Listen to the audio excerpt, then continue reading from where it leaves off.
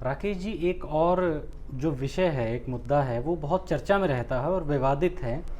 और मेरे जैसे नौजवान इस बात को लेकर के उलझन में रहते हैं और एक सही और साफ दृष्टि नहीं बना पाते।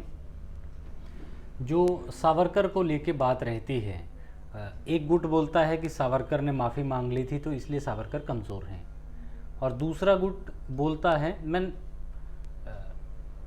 इस बारे में बहुत चर्चा हुई है कि दूसरा गुट बोलता है कि सावरकर ऐसे थे, उनका बखान करता है। तो इसको किस दृष्टि से सही देखा जाए, सही निगाह से देखा जाए, या ये क्या मामला है? देखिए, सावरकर अपनी यंग एज में भारत की आज़ादी के लिए जो काम कर रहे थे वो उनका बड़ा योगदान है। उसी योगदान के आधार पे भारत की आज़ादी के वो बड़े योद्धा के रूप में सामने आ जाते हैं। उन्होंने सबसे पहले 1857 पे एक किताब लिख के इसे प्रथम स्वाधीनता संग्राम का नाम दिया, और उस किताब में कहीं सांप्रदायिकता नहीं है। उस किताब का जो नायक है वो बहादुर शाह जफर ही है। अच्छा। हाँ। और ये जो ब्रिटेन में लोग रहते थे, श्यामजी कृष्ण वर्मा के इंडिया हाउस में, उसमें सावरकर भी थे, जो उन्होंने संगठन बनाया और उनसे प्रेरणा लेके बहुत से लोग गदर पार्टी में काम करने में जुटे थे वो। और जो सबसे साहस की उनकी घटना है कि गदर गूंज जो अखबार निकलता था दुनिया में, उस गदर गूंज अखबार को बांटते थे। तो वो बांटते थे तो उसमें ही उनको पकड़ा गया एक बार। तो वो पानी के जहाज़ से लैट्रिन करने के बहाने वहीं से तोड़ के नीचे समुद्र में उतर लिए, और हाँ, और समुद्र में उतर के फिर फ्रांस के या किसी दूसरे देश के तट पे निकले, फिर बाद में अंग्रेज़ों ने वहाँ से पकड़ा। तो ये सारी कहानियाँ उनकी जो है यहाँ तक की, वो काफ़ी उनके क्रांतिकारी कार्यों से भरी हुई हैं और उसको विस्मृत नहीं किया जा सकता, भूला नहीं जा सकता। अब अंडमान जेल की बात आती है तो अंडमान जेल में सावरकर को अन्य कैदियों से ज़्यादा कष्ट में परिस्थिति में रखा गया। ये बात मनमथ नाथ गुप्त ने अंडमान की गूंज एक किताब लिखी है। मनमथ नाथ गुप्त काकोरी आंदोलन के में पकड़े गए थे और अंडमान में की जेल में, काले पानी जिसे कहते थे, उसकी जेल में वो भी रहे थे। तो उन्होंने वहाँ के जो अपने याददाश्त से सारे क्रांतिकारियों के बारे में लिखा है, तो उसमें ये मालूम पड़ता है कि सावरकर पे कुछ ज़्यादा ही जुल्म उठाए जा रहे थे। उन्हें ज़्यादा बड़ा क्रांतिकारी इंटरनेशनल लेवल पे मानने थे अंग्रेज। अच्छा।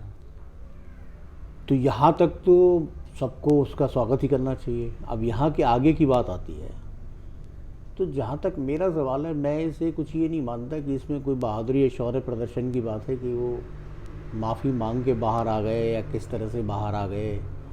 तो जीवन ही मूल्यवान है और आदमी कुछ करना चाहता है। अगर कोई ऐसे पैक्ट में भी वो बाहर आ गए तो इसमें कोई बात नहीं होती। लाला लाजपत राय ने भी बाद में, इतने बड़े देश के क्रांतिकारी थे, लेकिन बाद में राजनीति करने से थोड़ा इनकार कर दिया था, सामाजिक कामों में लग गए थे। अच्छा।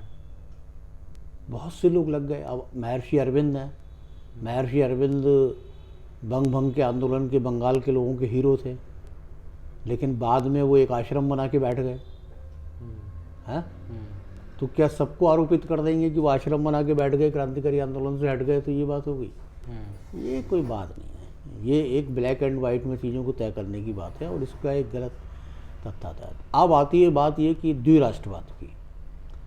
तो द्विराष्ट्रवाद के लिए अगर अंग्रेज़ों ने जिन्ना को लाए और जिन्ना उसको लेके आगे बढ़े सिद्धांत को, तो इधर से सावरकर ने वो सिद्धांत रखा, तो उसकी आलोचना हम कर सकते हैं, लेकिन वो भी एक विचार है कि राष्ट्र को कैसे सोचा जाए। तो आज भी बहुत से लोग धर्म के आधार पर राष्ट्र सोचते हैं, दुनिया में बहुत से लोग सोचते हैं। तो एकदम धर्म के आधार पर राष्ट्र सोच लिया इसलिए गैर क्रांतिकारी हो गए, ये बात नहीं है। लेकिन उसमें एक कंट्रास्ट में हम लोग जो भारत राष्ट्र को धर्म के आधार पर बना हुआ राष्ट्र नहीं मानते हैं, हम खुद भी नहीं मानते हैं, तो उसके हिसाब से एक प्रश्न चिन्ह लग जाता है कि सावरकर जी ने हिंदू महासभा की राजनीति करके और द्विराष्ट्रवाद के सिद्धांत का समर्थन करा।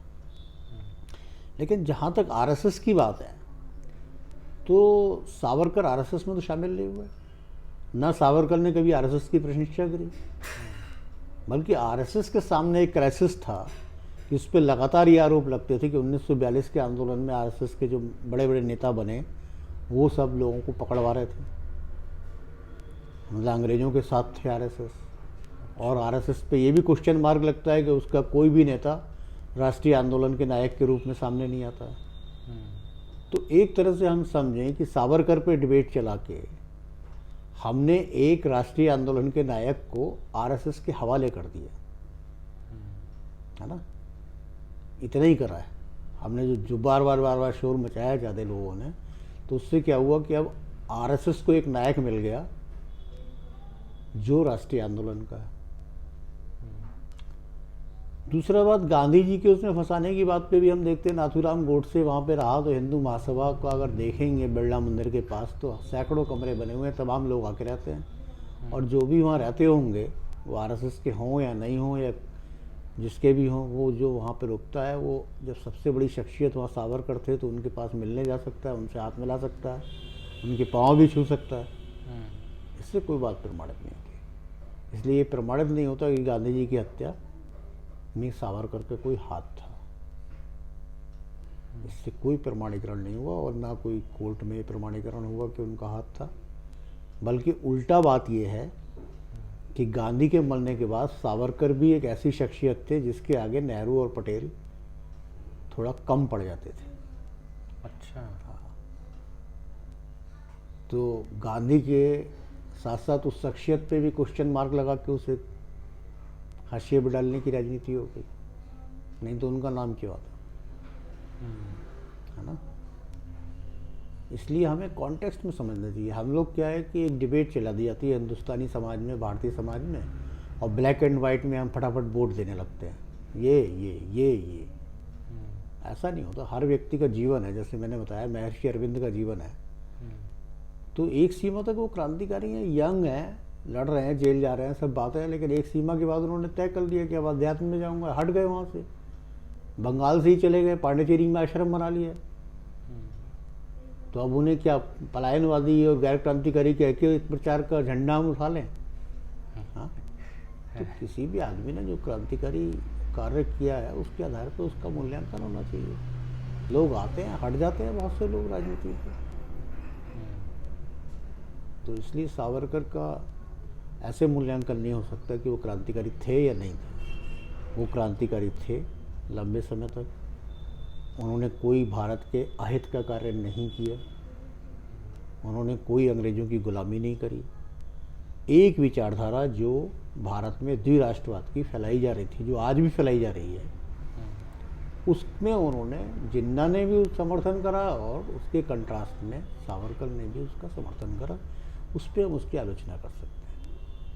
माफ़ी मांगने का कोई प्रश्न नहीं होता है भाई। लोग फंस जाते हैं, माफ़ी मांग लेते हैं, अच्छे मांग लिए, तो जेल से बाहर आ गए, किसी की ताकत थी उसने नहीं मांगी, तो इसमें क्या हो गया। जो लोग ये प्रश्न उठा रहे हैं, मैं तो ये कहूँगा, बहुत जो लेफ्ट के लोग तमाम ये प्रश्न उठाते हैं, आप उन्हें 3 महीने को जेल डाल दीजिए, देखो कितने माफ़ी मांगते हैं। हमने कई आंदोलनों में देखा है, बहुत क्रांतिकारी भाषण देते हैं, जहाँ पकड़ के जेल में डाले जाते हैं तो रोने लगते हैं, रोते हुए लोग देखे हैं हमने। हाँ, तो ये सब कोई मूल्यांकन का आधार नहीं होता है। तो सावरकर क्या चंद्रशेखर आज़ाद से भी मिले थे उन्होंने, क्या कुछ आप? हाँ, एक वर्णन आता है चंद्रशेखर की जीवनी में कि चंद्रशेखर जब अंडरग्राउंड थे, यहाँ से भाग गए थे, काकोरी केस में पकड़े गए थे, पकड़ने की बात थी तो बाकी साथी पकड़ गए थे, तो वो बंदरगाह पे जो गोदी कहलाता है उस पर पेटियाँ ढोने का काम करते थे, यानी जहाज़ पे सामान चढ़ाने का काम करते थे चंद्रशेखर। तो इस तरह एक गोपनीय रूप से रह रहे थे वहाँ पे, तो उनकी एक दिन सावरकर से भेंट हो गई। अच्छा। ऐसा एक जीवनी में लिख रहा है चंद्रशेखर की। तो सावरकर ने वहाँ पे उन्हें हौसला दिया कि आप हिम्मत मत हारो और थोड़े समय बीतने दो, और उसके बाद जाके फिर आप काम करना, और शायद कुछ कांटेक्ट भी दिए होंगे। इसलिए उसके बाद चंद्रशेखर आज़ाद झांसी में आके ड्राइवर बन के रहे। अच्छा। हाँ, तो चंद्रशेखर को हौसला देने का भी काम उन्होंने करा, क्योंकि चंद्रशेखर की आयु काफ़ी कम थी।